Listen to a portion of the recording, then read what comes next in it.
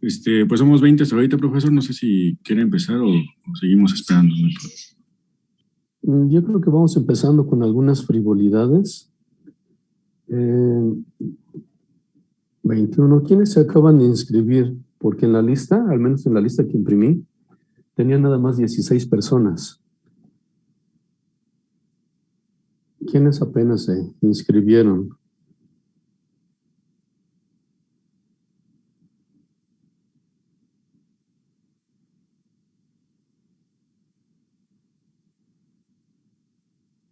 Son bastantes. Bueno, voy a intentar empezar a describir cómo creo que pueda llegar a ser el curso. Desde luego deben entender que estamos sujetos pues a las circunstancias que vaya dictando la pandemia. Entonces, quizás lo más preciso que puedo hacer es describir cómo fue el curso del semestre pasado, que yo creo que posiblemente sea el escenario más lamentable posible, y esperemos que este semestre sea, aunque sea ligeramente mejor que el anterior. Básicamente la dificultad radica en que desde luego se necesita el acceso al laboratorio. Esta circunstancia de la pandemia tuvo básicamente desventajas, pero tuvo algunas ventajas. Por ejemplo, cuando lográbamos asistir al laboratorio, digamos un equipo, o mejor dicho, algunos integrantes de algún equipo, no teníamos restricciones de que a la siguiente hora y media fuera a llegar otro grupo al laboratorio o se tuvieran que ir ustedes quizás a alguna otra clase. Entonces podíamos trabajar bastantes horas continuamente en el laboratorio, prácticamente sin interrupciones. Entonces tuvimos básicamente por equipo 2 sesiones de varias horas cada sesión, en la cual llegamos a hacer un montón de cosas. Por ejemplo, en la primera sesión lo que hicimos fue una visualización mediante hilos, aprender a usar la balanza aerodinámica, la calibración del túnel de presión y una práctica de visualización en el túnel supersónico con un dispositivo óptico que se llama Schlieren. Todo eso en una sola sesión. Entonces eran más o menos de 3 horas y media de un trancazo, pues. La segunda sesión no fue tan diversa. Algunos equipos terminaron de alinear el Schlieren y hacer la visualización en el supersónico, y además hicieron la medición del nivel de turbulencia en el túnel de presión. Esa medición del nivel de turbulencia suele llevar bastantes horas, pero en los semestres no apocalípticos, de todos modos se llevaba varias sesiones y era complicado porque hay que instalar diferentes aparatos en el túnel. O bueno, básicamente uno. Hay que instalar este aparato, pero debe estar perfectamente alineado al flujo. Entonces, esa alineación al flujo no necesariamente es rápida ni fácil. En estos semestres no apocalípticos, lo que solía suceder es que como no terminaban en hora y media, tenían que desmontar esa cosa y en la siguiente clase volver a instalarla. Entonces se perdía mucho tiempo simplemente instalando esa cháchara. Ahora al menos no tuvimos esa desventaja, ¿ok? Sin embargo, también en semestres no apocalípticos, más o menos lo que ha sucedido es que podemos darnos el lujo, no exactamente de desperdiciar mucho tiempo, pero sí emplear mucho tiempo en que ustedes implementen, eh, por ejemplo, técnicas de visualización con hilos sobre sus propios modelos. Eso suele llevar un montón de horas, es bastante tardado, es tedioso, pero una vez que se logra, como se usan hilos fluorescentes, y se ilumina con luz negra, el resultado es absolutamente espectacular. Ahora lo más seguro es que no dispongamos de esa posibilidad, ni de emplear tiempo colocando hilos en modelos, o a lo mejor sí se puede, Y al parecer, hasta ahorita, el acceso va a estar restringido. Creo que más o menos como hasta las 6 de la tarde por la última información que nos llegó. Y para que esto de los hilos fluorescentes funcione correctamente necesitamos oscuridad. Entonces a las 6 de la tarde todavía no está oscuro, pero posiblemente se podría hacer algo. Todavía no sé cómo, digamos, guiarlos y cómo pegar los hilos sobre esos modelos a distancia. Porque aunque parezca una tarugada, aunque parezca una frivolidad, tiene cierto chiste, tiene cierta ciencia pegar hilos sobre un modelo. Tanto la longitud de los hilos como la separación entre los hilos puede ser crítica. Si están demasiado juntos se pueden enredar con el flujo. Pero bueno, a lo mejor se puede, y a lo mejor aunque no tengamos obscuridad, se puede usar el túnel de succión, el túnel blanco, y ese es mucho más fácil de oscurecer. Entonces posiblemente podamos hacer eso. Yo lo que creo es que a lo mejor podemos trabajar en principio igual que el semestre pasado, es decir, 2 sesiones por equipo, de las horas que se lleven, pues, en cada sesión. Y si hay manera, hacia el final del semestre implementamos o intentamos implementar cualquier otra cosa que tenga que ver con visualización o con cualquier cosa loca que sí es importante y demás, pero que hemos tenido que, en los semestres anteriores, hacer a un lado, en parte para, bueno, o básicamente para optimizar las sesiones, para hacer lo que realmente es medular en la clase y para limitar el riesgo de contagio. Entonces yo creo que intentamos en principio hacer un esquema similar al semestre pasado, pero ahora sí espero con la flexibilidad suficiente para que hacia el final del semestre podamos hacer cosas nada más por el gusto de hacerlas, ya ni siquiera con un afán de obtener una calificación. El semestre pasado se calificaron los 2 primeros parciales y para calificar el tercer parcial se sacó el promedio de los 2 primeros. Entonces supongo que ustedes no tienen objeción al respecto. Me imagino además que muchos de ustedes ya van a egresar este semestre, ¿cierto? Sí. Sí, profe. Excelente, muy bien.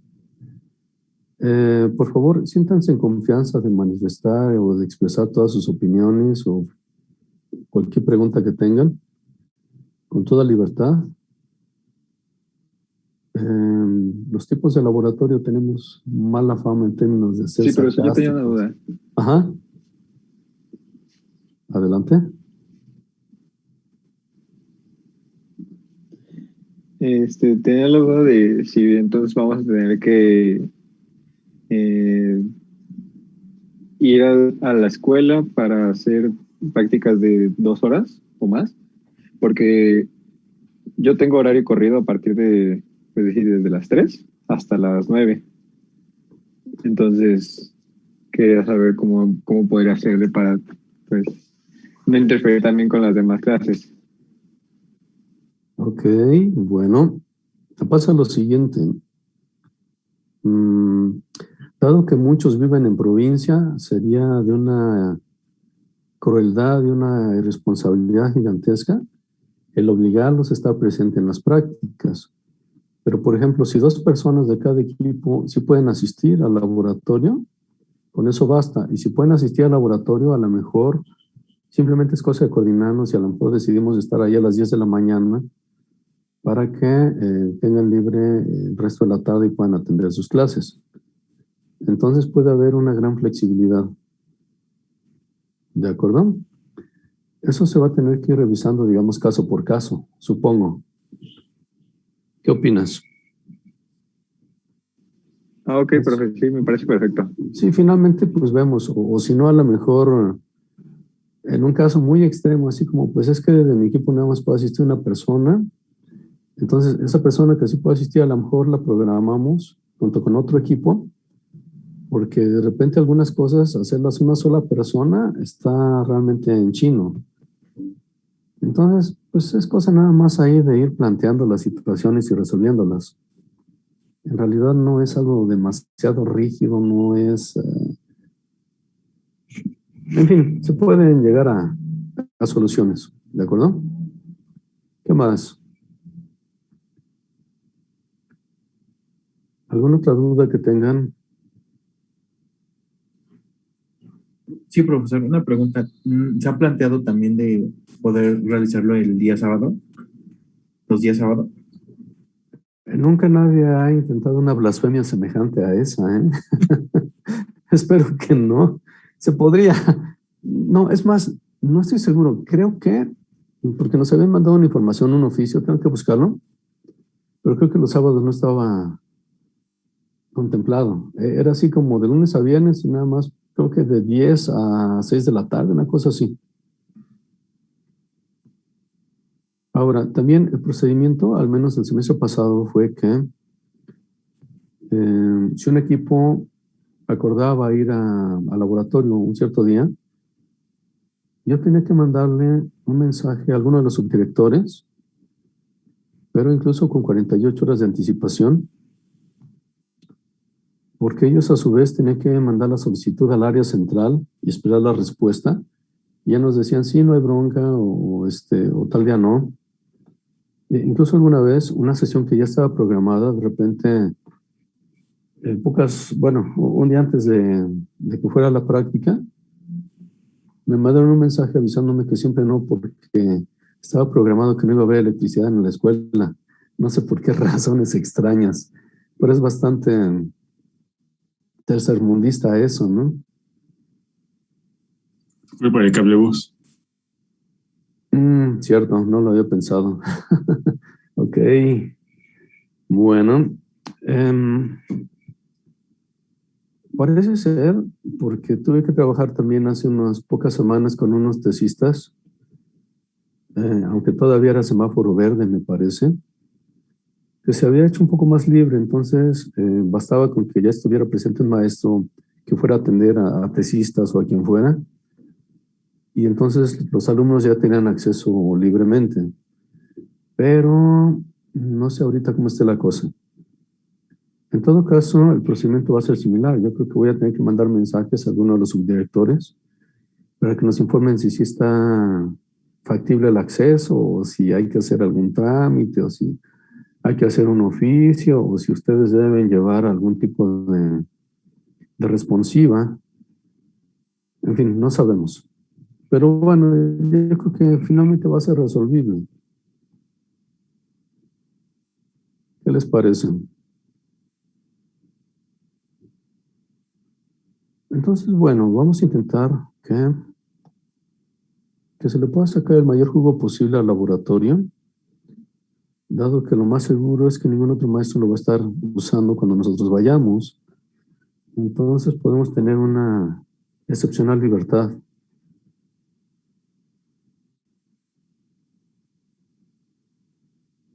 ¿Cómo ven? Me parece bien. Bien, profe. Sí, yo Ahora, también lo veo bien. ¿Cuántos Ok. están en provincia y no podrían asistir? Sí, Yo, ¿En dónde estás? Oaxaca, Ok, excelente, muy bien. ¿Quién más? yo también. ¿En dónde?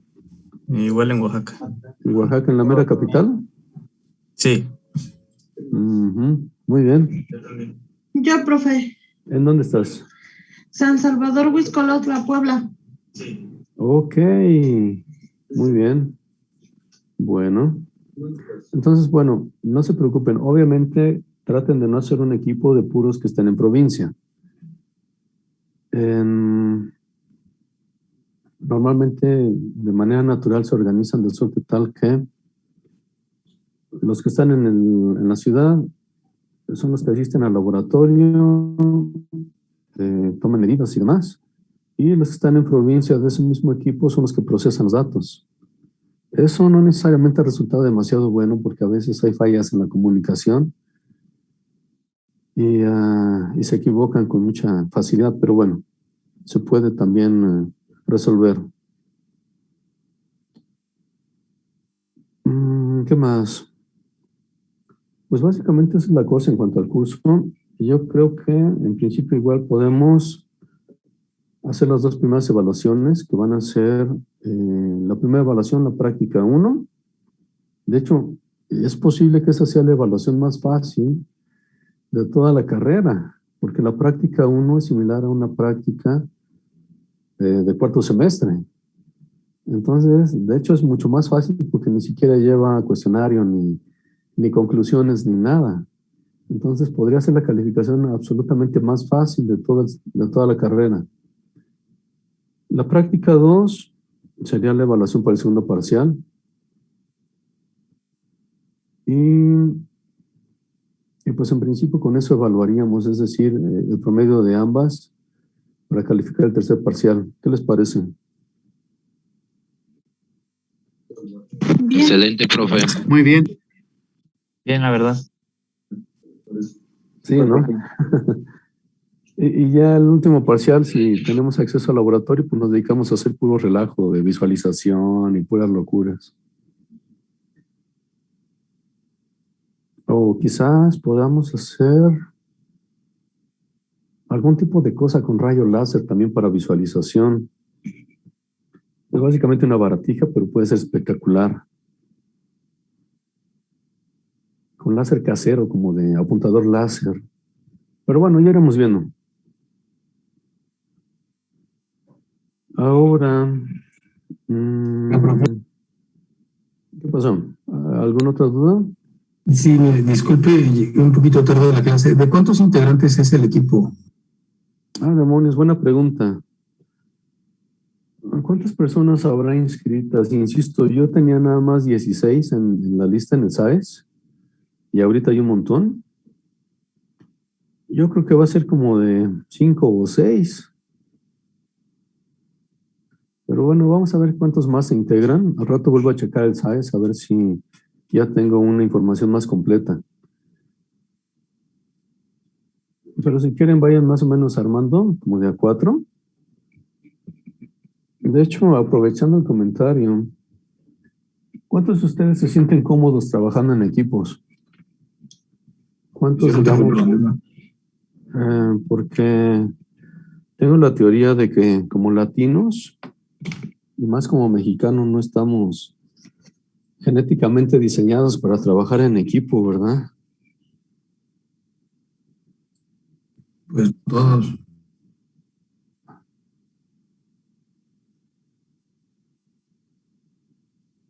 Deme un segundo, déjame escribir algo.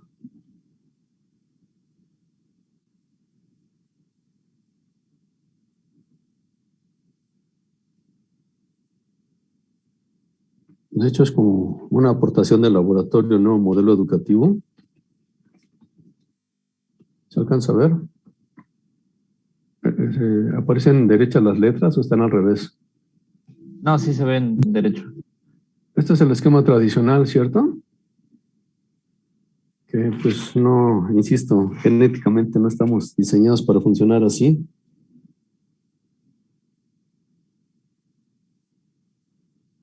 Vamos a actualizar esto.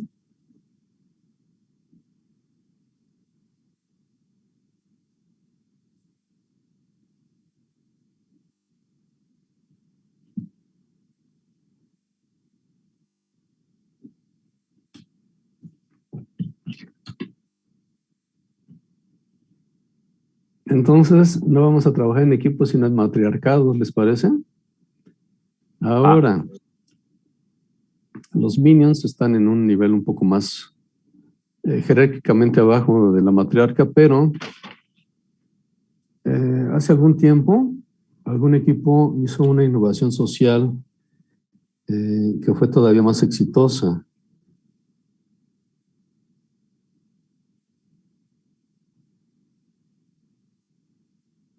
Entonces vamos a ver quién más se inscribe, pero pueden ocupar un rango todavía un poco más abajo.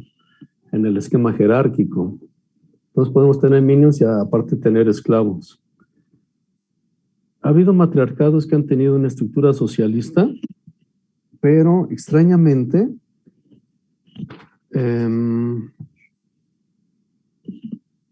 estadísticamente las calificaciones en esa estructura han sido más bajas que los que sí tienen matriarca y minions, y en términos de calificaciones los más exitosos han sido los que además han tenido esclavos.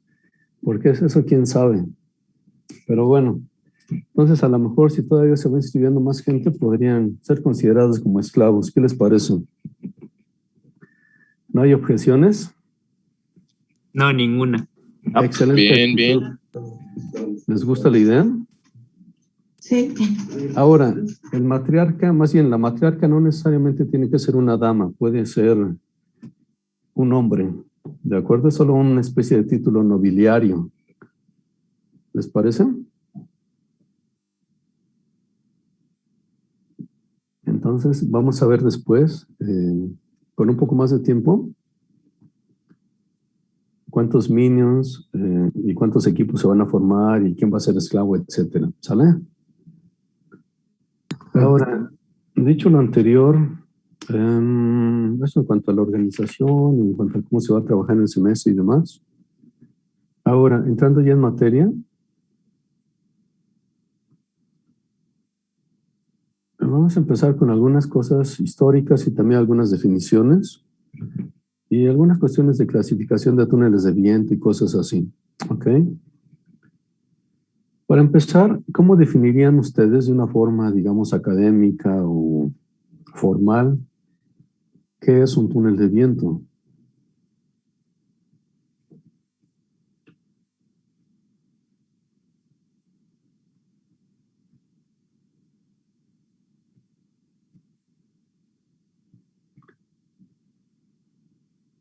¿A quién se le ocurre alguna definición?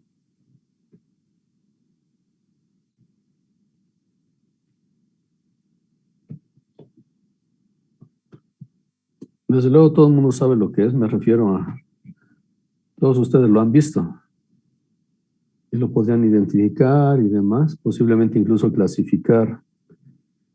Pero una definición formal no es tan fácil, ¿verdad? Vamos a usar esta.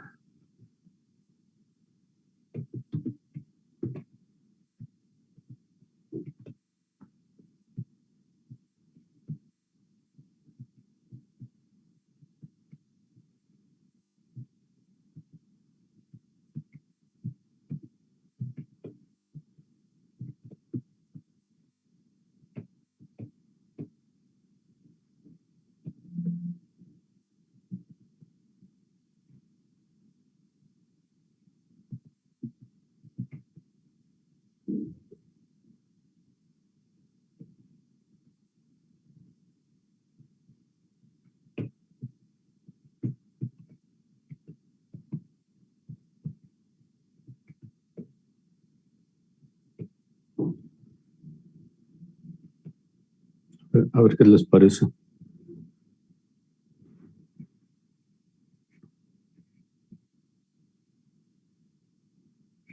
¿Qué opinan?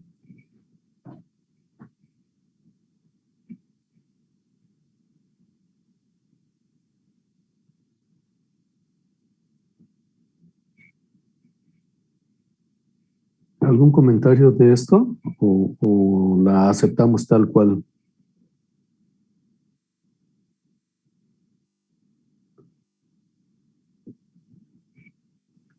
Creo que no tiene pierde, ¿verdad? ¿O qué ibas a decir? No, que sí me parece bien. Igual y podría especificarse un poco más en la parte de que dice la interacción del viento y algún objeto se podría especificar quizás qué tipo de objeto. Ok, posteriormente vamos a hablar también de eso. Vamos a hablar de qué tipos de objetos y qué tipo de cosas se le puede estudiar a esos objetos. Posteriormente vamos a hablar de eso bastante. De hecho, es posible que aprendan también un montón de cosas de aerodinámica que no necesariamente estaban en los temarios quinto semestre o del resto de los semestres. Ahora, pero bueno, eso sería posteriormente. ¿Qué tan nuevos o qué tan antiguos serán los túneles de viento en la historia de la humanidad? ¿Cómo para qué año les gusta que se haya construido el primer túnel de viento?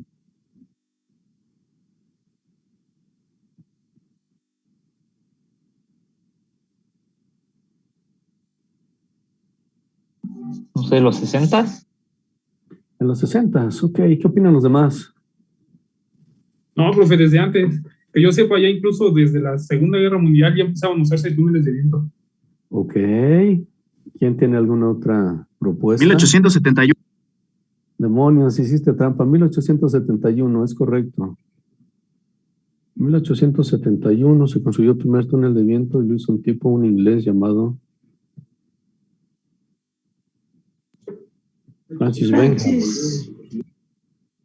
Ok, ¿y para qué lo habrá hecho este tipo? Quiero decir, ¿qué trataba de estudiar en túnel de viento este individuo? Dada la época 1871, ¿qué estaría tratando de investigar este individuo?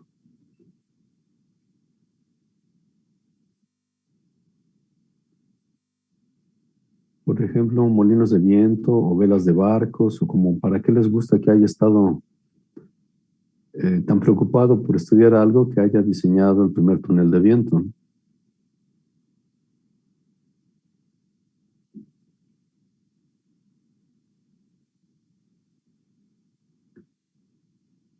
Insisto, pueden hablar con toda libertad, no se preocupen si se equivocan o...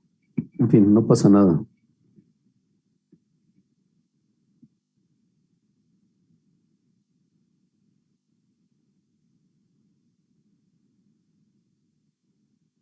Excelente. Ok. ¿Qué se les ocurre?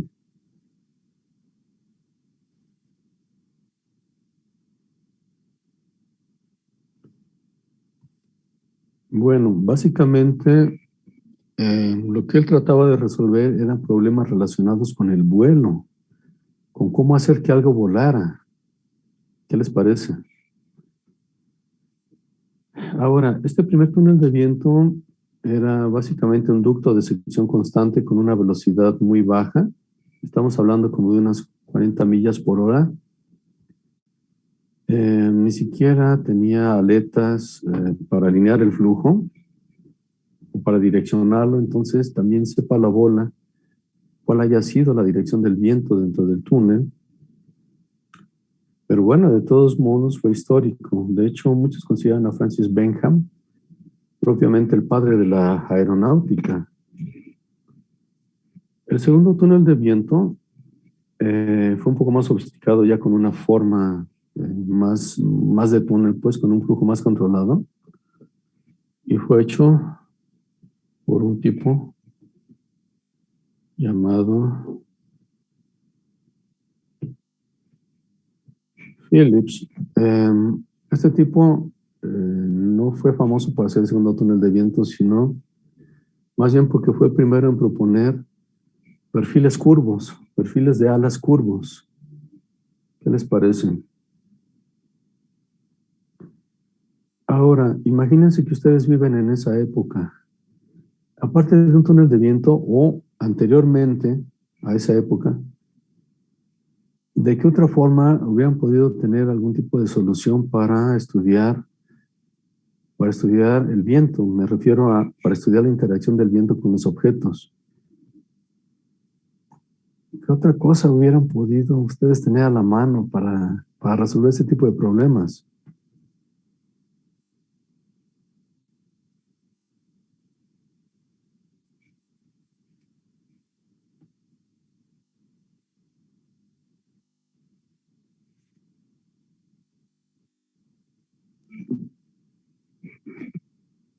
¿Cómo podrían generar viento para estudiar el efecto del viento sobre algún objeto?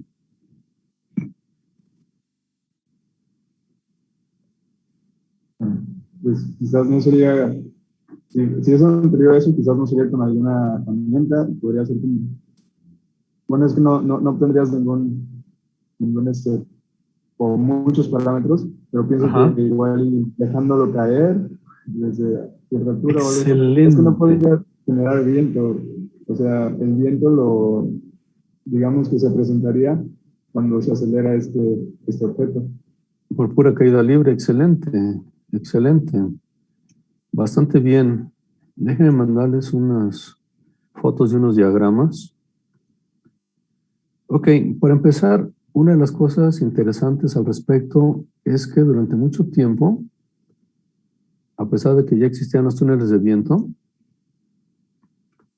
el túnel de viento convivió con otro tipo de tecnologías para estudiar la interacción del viento con objetos. Y muchas de estas tecnologías se preservaron incluso en épocas relativamente recientes. Entonces tenemos que, por ejemplo, efectivamente experimentos de caída libre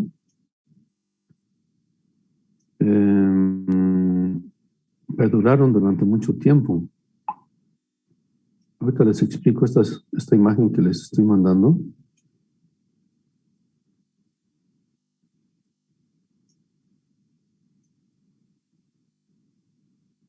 Resulta que una de las personas, de los pioneros de la aerodinámica, o al menos de la aerodinámica experimental, fue Gustave Eiffel. El mismo Gustave Eiffel de la Torre Eiffel. ¿Qué les parece? Entonces, más o menos la cosa es la siguiente.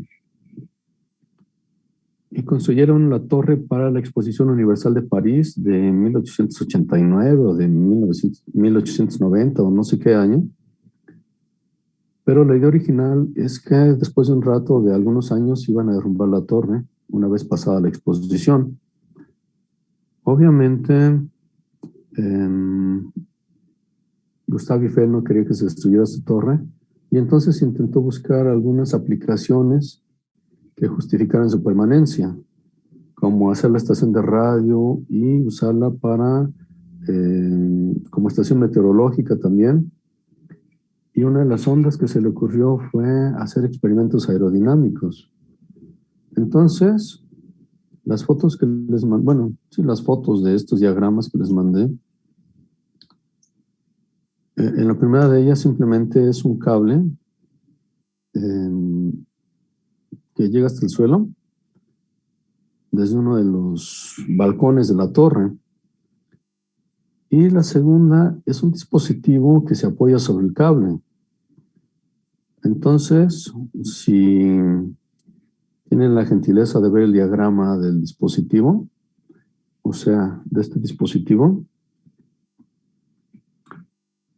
lo que tenemos, bueno, tenemos el cable y sobre eso, donde está la letra F, es una pequeña rueda que tiene un eje.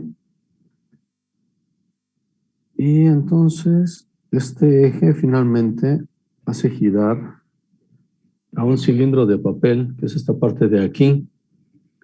Y sobre ese cilindro de papel se apoya esta pluma, algo parecido a un sismógrafo. Entonces, adicionalmente tenemos, donde está la letra D, sería el objeto aerodinámico que se está tratando de estudiar. Tenemos un cono designado con la letra C, que protege a todo el dispositivo del viento. Y tenemos resortes también, entonces, en función a la resistencia aerodinámica en la caída. El cilindro de papel iba a girar y si teníamos mayor resistencia aerodinámica en el objeto que estuviéramos estudiando, la pluma se iba a apoyar más arriba contra el cilindro de papel. Si el cuerpo tenía menos resistencia, se iba a apoyar más abajo la pluma sobre el cilindro de papel. Y entonces de esa forma podían saber, al menos comparativamente, podían tener una estimación cuantificable de la resistencia aerodinámica. Ahora, no sé qué opinan ustedes, pero es extraordinariamente ingenioso el dispositivo. ¿Por qué ya no se siguió usando? Quiero decir, ¿qué inconvenientes propiamente aerodinámicos tiene esa cosa? ¿Qué opinan?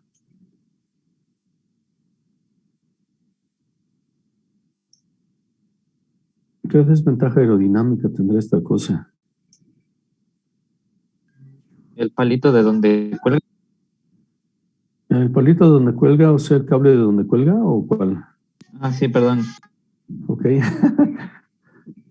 En cierta forma sí, pero ¿cuál sería, desde tu punto de vista, el inconveniente de ese palito del que cuelga? Una duda, profe, ¿este cable estaba, digamos, a la intemperie? Ajá, ¿y qué más? Por ahí va la cosa. Puede que igual estuviera como que a merced de algunos otros factores. Podría ser que el viento no solo se presentaría en una dirección, podría presentarse pues en otras direcciones. Bastante bien, pero en realidad el inconveniente aerodinámico más importante es la interferencia aerodinámica de la misma torre. Pero sí, efectivamente, también el viento ambiental podría ser un factor que perturbara todo el experimento. ¿Cómo ven? La fricción. Digamos que la fricción es una cosa meramente mecánica. En realidad, en un túnel de viento actual, tienes un montón de fuentes de perturbación. El mismo ruido del túnel, en última instancia, el ruido es una energía de presión. Y entonces el mismo ruido o la presión asociada al ruido puede perturbar un experimento aerodinámico. Pero bueno, ya lo iremos viendo todo ese tipo de detalles. Pero bueno, básicamente la fricción es una cuestión meramente mecánica que podría ser más o menos salvable, pero la interferencia aerodinámica no. ¿Qué otra cosa se les ocurre aparte de la caída libre que se pudo haber usado antes de la generalización del túnel de viento?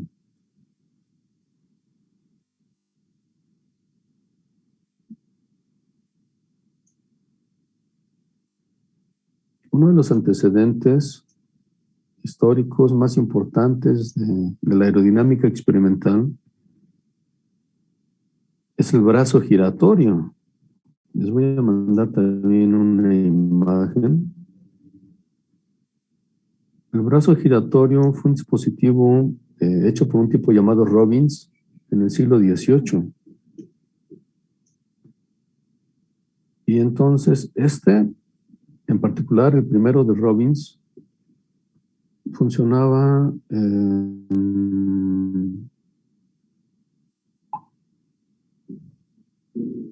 a partir de una cuerda enrollada en el eje, es un eje vertical, y entonces se dejaba caer un peso unido a la cuerda y eso era lo que impulsaba el brazo giratorio.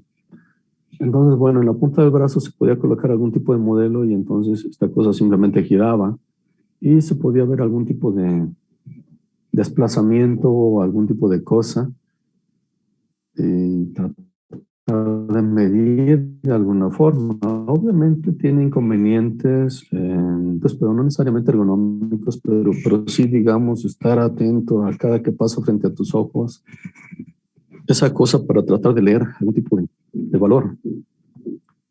Pero nuevamente, el problema fundamental es un problema aerodinámico. ¿Cuál será ese problema aerodinámico en el brazo giratorio?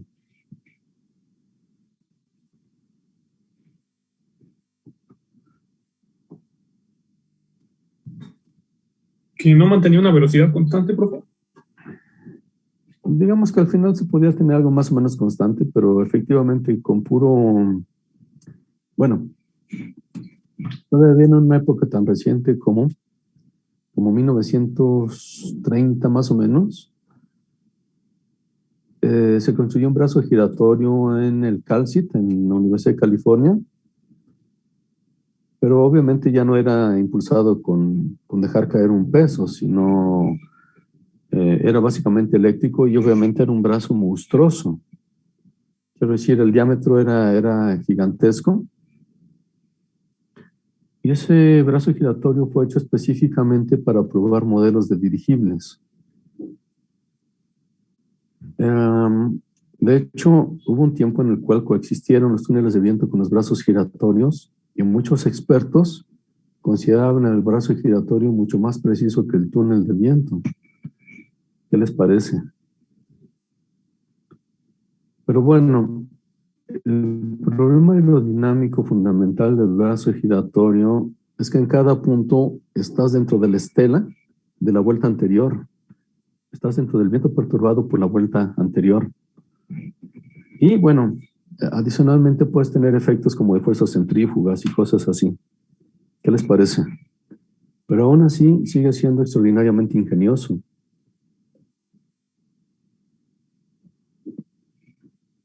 ¿Cómo ven? Ahora, esto es algo que no deja de maravillarme, que sería un antecedente todavía anterior de algo parecido a la aerodinámica experimental, aunque no necesariamente es aerodinámica como tal, pero finalmente experimentos de fluidos. Trata de pensar en lo siguiente.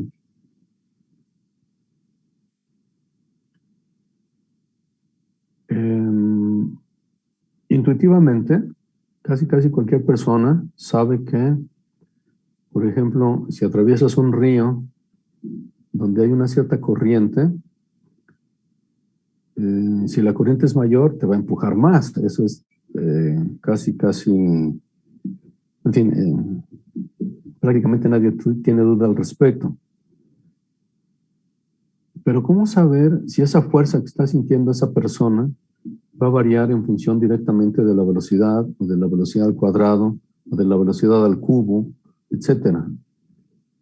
Entonces, imagínense una época primitiva en donde no estaba resuelta esa duda. ¿Cómo resolver esa duda? ¿Cómo diseñar un experimento en una época donde no existía el tubo Pitot? ¿Cómo diseñar un experimento que te permitiera resolver esa incógnita? ¿Qué les parece? Insisto, sin tubo Pitot, ¿cómo podrías resolver esa bronca?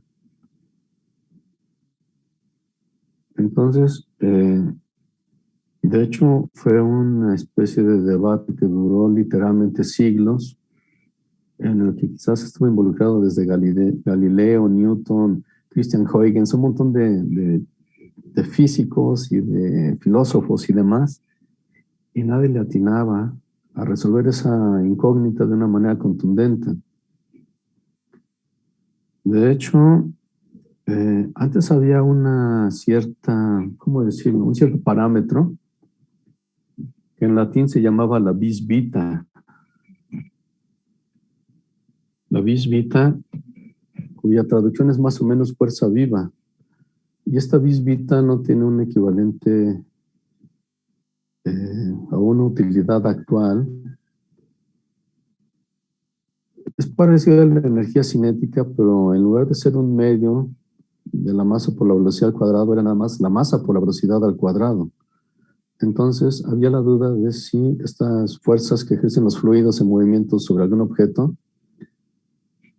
iban a ser dependientes directamente de la velocidad o si iban a ser dependientes de algo parecido a la vis vita, o sea, a la velocidad al cuadrado o a la velocidad al cubo, etcétera. ¿Qué les parece? Entonces, ¿cómo diseñarían ustedes un experimento para salir de dudas?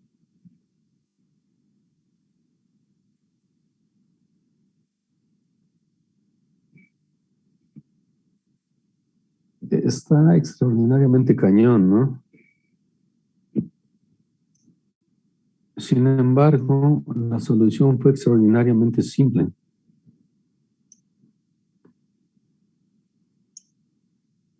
La solución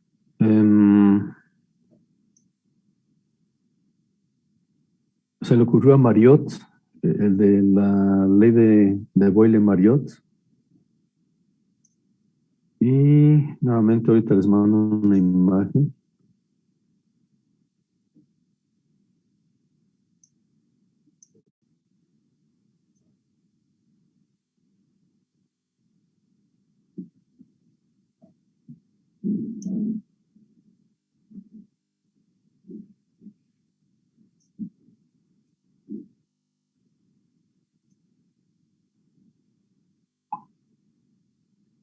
Listo. Lo que tenemos en la imagen es básicamente algo parecido a una balanza romana. Tenemos, están bastante horribles los números o las letras o lo que sea. Pero bueno, verticalmente tenemos básicamente un tubo del cual está saliendo agua y está pegando sobre una tabla que tiene la letra N de ese lado y que a su vez tiene un eje. Y en el extremo opuesto de esa tabla se pueden colocar diferentes pesas. Entonces, a partir del teorema de Torricelli, se puede saber la descarga o la velocidad de descarga del agua y en función a la pesa que le tienes que poner del otro lado para equilibrar esta cosa, puedes saber la fuerza. Ahora, supongo que ustedes no recuerdan el teorema de Torricelli. De hecho, creo que yo tampoco lo recuerdo, pero ahorita déjenme ver si... Ok. Es una cosa así. Hagan de cuenta que tienen un recipiente con agua, le hacen un agujero y la velocidad con la que va a salir el agua depende de la profundidad inicial del agua. Esa profundidad la vamos a designar con H y entonces el teorema de Torricelli va a ser esto de aquí. Simplemente la raíz de 2GH. Insisto, H es la profundidad inicial del agua. Entonces con esto podía él saber la velocidad y además podía medir la fuerza que estaba ejerciendo, la fuerza, bueno, la carga aerodinámica, pues, perdón, hidrodinámica en este caso. Y de esta forma, que sí variaba con el cuadrado de la velocidad. ¿Qué les parece?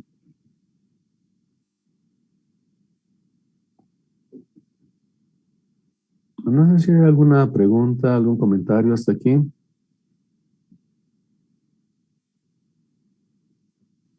En parte todo bien.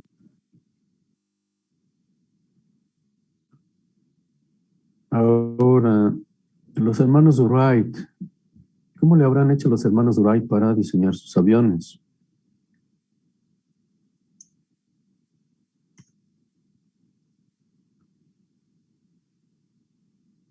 Ellos eran fabricantes de bicicletas, entonces en buena parte de sus primeros experimentos consistían en colocar algo adelante de la bicicleta y pedalear muy rápido y tratar de medir alguna cosa a partir de ella. Sin embargo, posteriormente ellos fabricaron túneles de viento, fabricaron al menos 2 túneles de viento para probar perfiles. ¿Qué tan buenos se imaginan ustedes que habrán sido esos túneles de viento, digamos, bajo estándares actuales?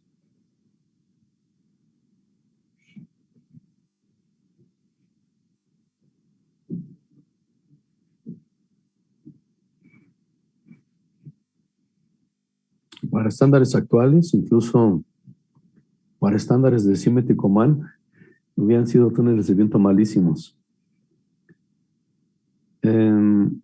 Los modelos que metían, a lo mejor la cuerda de los perfiles era de 1 pulgada y la velocidad del viento a lo mejor era de 30 kilómetros por hora. De suerte tal que el número de Reynolds era bajísimo, era chafísimo. La calidad del flujo también, quién sabe, seguramente era bastante mala. Y aún así lograron volar.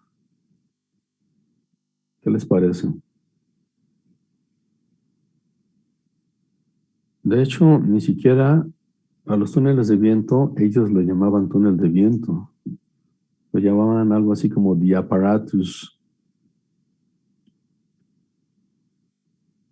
Déjame ver qué más. Bueno, quizás en cuanto a los antecedentes históricos sería todo lo que vale la pena mencionarse. Actualmente, además del túnel de viento, ¿qué otras herramientas tenemos? Obviamente está la simulación por computadora. No sé si alguno de ustedes es, ¿cómo decirlo? Se ha metido, digamos, a estudiar esa onda. el CFD. Aunque sea de una manera así, más o menos, por encimita.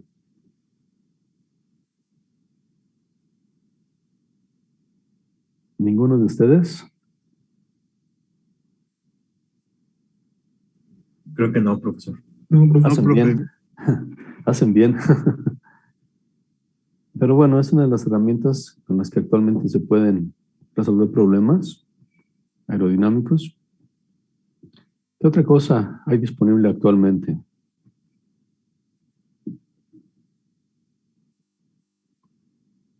CFD, túnel de viento, ¿qué más? ¿Cuál será el túnel de viento de los pobres?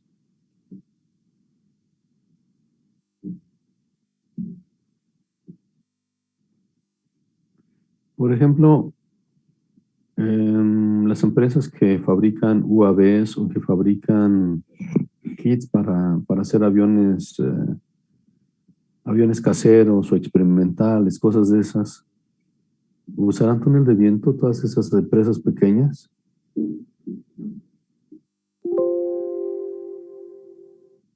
¿Qué podrán hacer?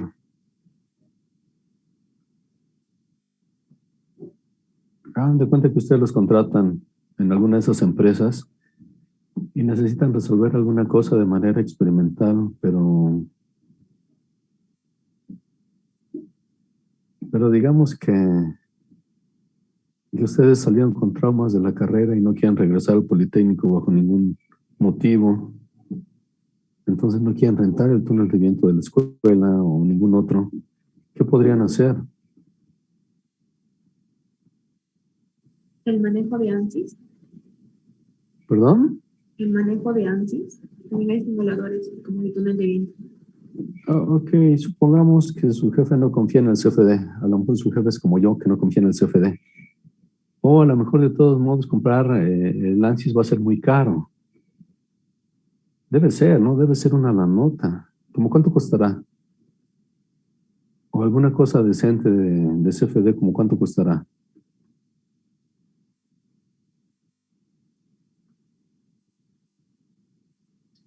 Pues no creo que el software como tal sea el problema, sino saber utilizarlo, ¿no?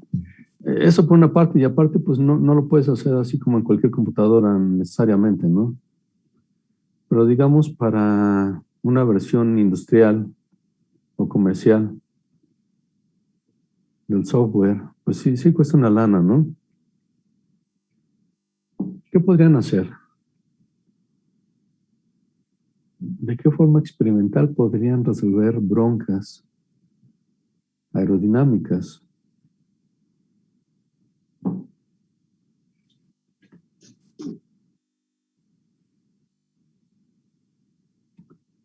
Es muy fácil. Se pueden, obviamente, con las precauciones debidas, se pueden implementar modelos sobre una camioneta, sobre un auto, sobre un camión, etcétera, y simplemente lo desplazas en la carretera y vas midiendo. Las precauciones, no me refiero solo a las precauciones, digamos, legales o de seguridad, sino también a precauciones como que el modelo tiene que estar suficientemente alejado del vehículo, del camión o del auto o de lo que sea, para que no haya interferencia aerodinámica. Pero si logras eso, y si más o menos respetas el número de Reynolds, funciona de manera satisfactoria. ¿Qué les parece?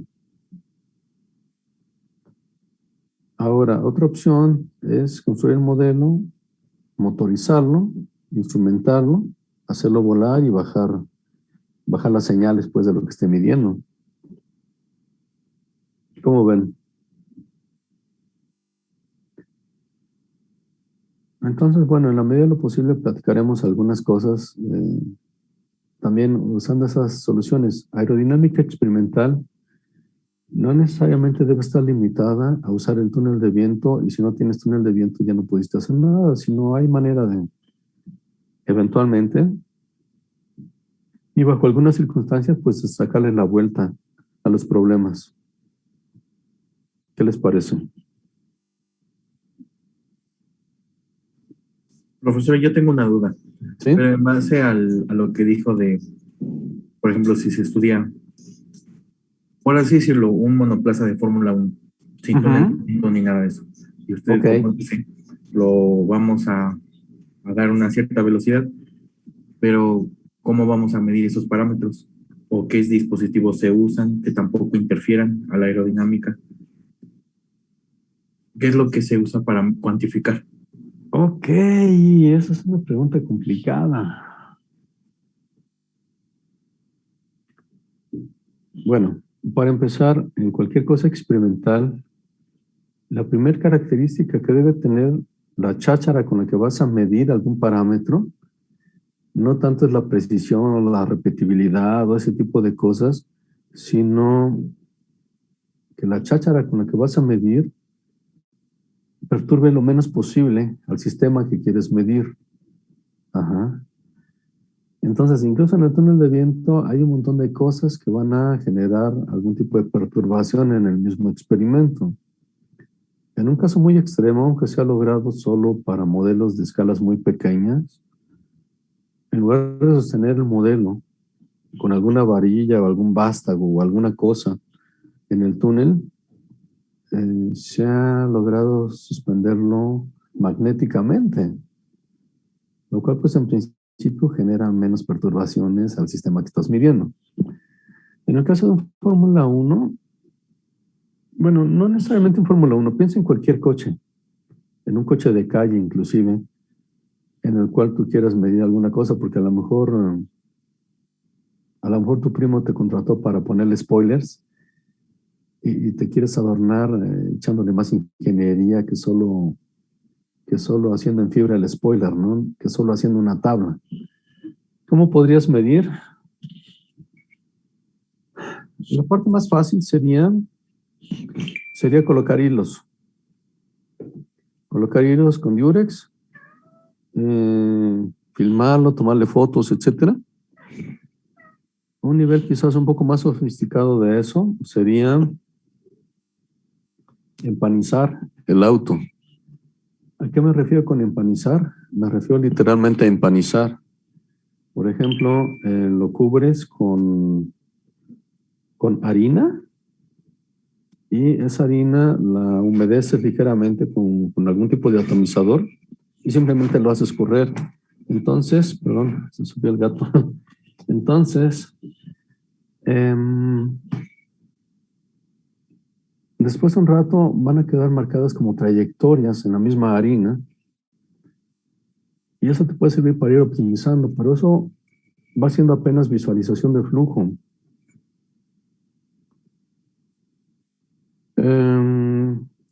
Si fuera un problema de un auto, simplemente jalándolo atrás de otro auto o de un camión a suficiente distancia y el cable con el que estás jalando unido a un dinamómetro, podrías medir las fuerzas y a baja velocidad podrías medir únicamente la fuerza de la resistencia a la rodadura en las llantas.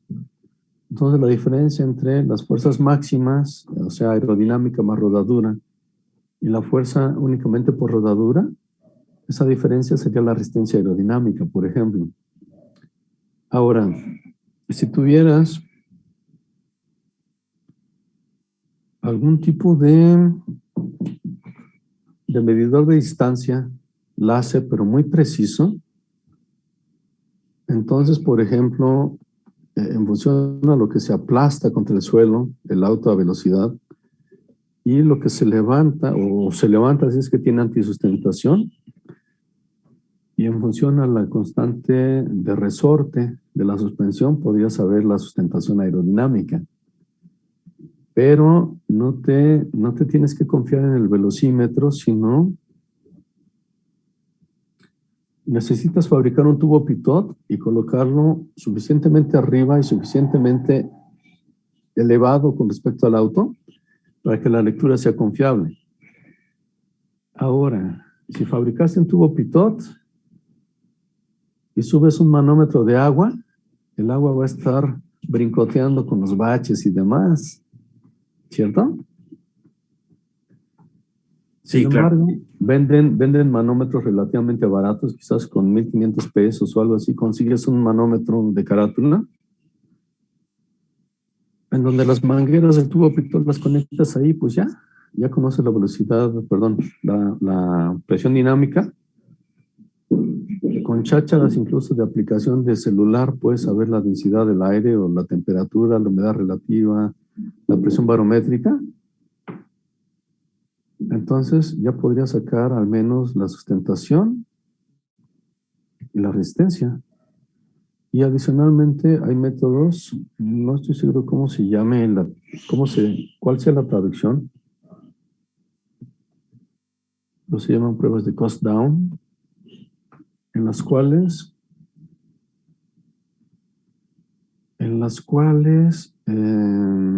hace cuenta que aceleras a ciertas velocidades el auto y después dejas que vaya como planeando y vas midiendo distancias, tiempos y demás, y con eso puedes sacar el coeficiente de resistencia. ¿Qué te parece? Muy bien, profesor, pero me genera una última duda.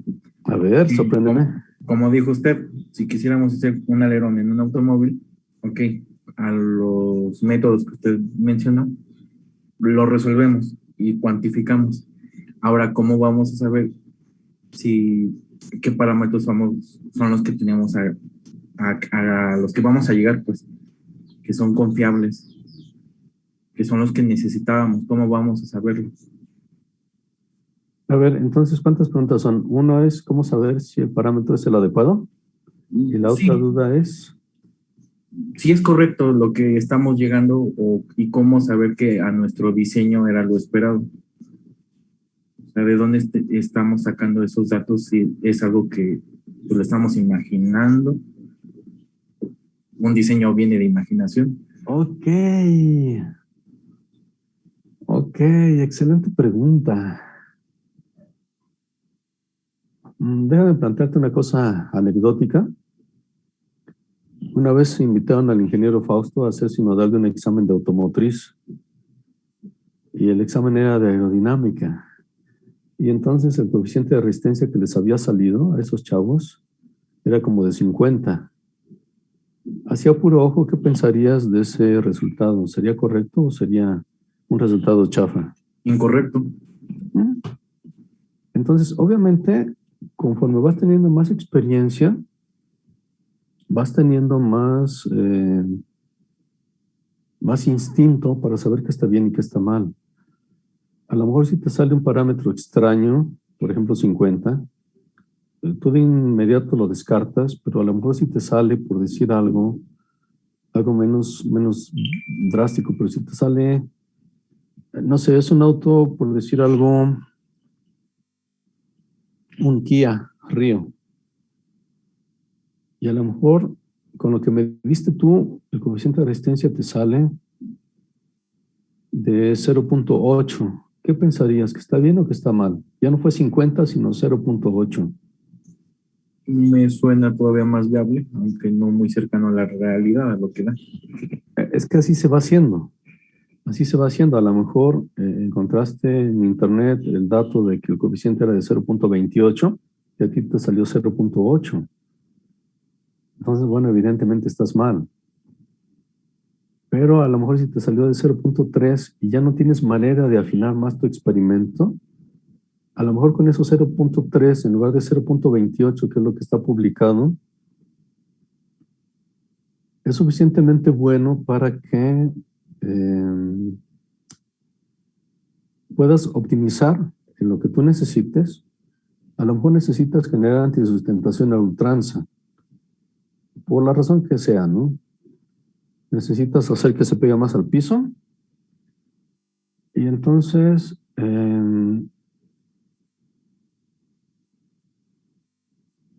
a lo mejor si en la configuración base, o sea limpia, salió de 0.3 en lugar de 0.28 y haces tu optimización y a lo mejor se incrementó porque le pusiste el alerón y se incrementó la resistencia. Ahora tienes de 0.32, a lo mejor puedes simplemente decir, bueno, de 0.32 a 0.3 es 0.02 de diferencia, entonces en realidad esa diferencia se le puede sumar a 0.28 y obtener algo más preciso. De alguna forma, si tienes la sensibilidad y supongo que la necedad o la terquedad suficiente, puedes ir afinando tus resultados o simplemente puedes decidir que con eso te quedas. Ajá. Entonces, bueno, la experiencia, tu instinto, tu terquedad, tus ganas de buscar más información o de refinar el experimento, te pueden ir respondiendo qué cosas están bien o qué cosas están mal, o qué tanto quieres sufrir para llegar a un resultado mucho más preciso. En última instancia, absolutamente nada en ingeniería es una verdad absoluta. Todas, en el mejor de los casos, son verdades ingenieriles. ¿Me explico? ¿Qué opinas de eso? Sí, profesor. No, sí, me queda claro. Ahora, también considera lo siguiente.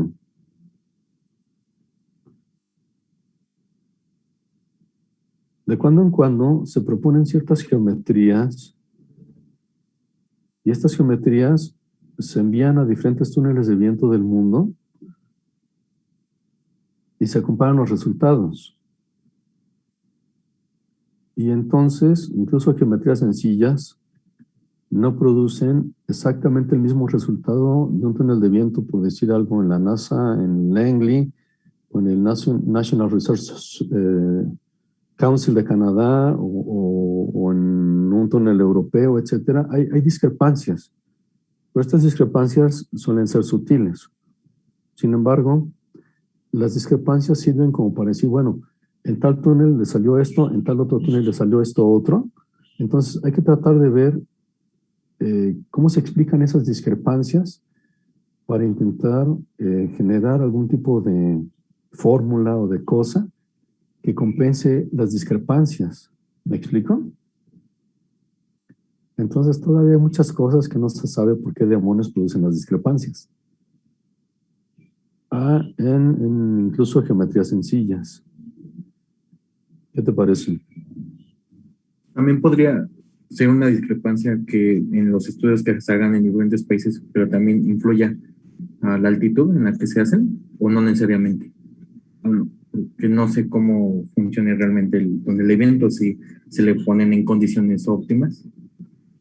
Ok, los túneles de viento básicamente se trata de que cumplan el número de Reynolds si es que es subsónico, o de que cumplan el número de Mach si es que es supersónico, o etcétera. Lo iremos viendo más o menos con calma. Pero digamos que finalmente la densidad o la viscosidad,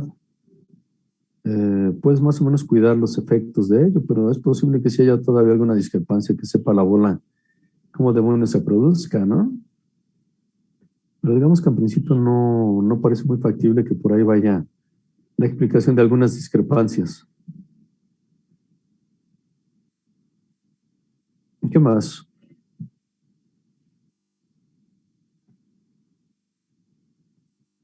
Les comentaba, por ejemplo, bueno, se están haciendo investigaciones en el sentido de qué tanto influye, por ejemplo, el ruido del mismo túnel. Como les decía, en última instancia es energía de presión que puede afectar las fuerzas que se producen sobre los objetos. De hecho, vamos a ver algunas cosas eventualmente en el curso.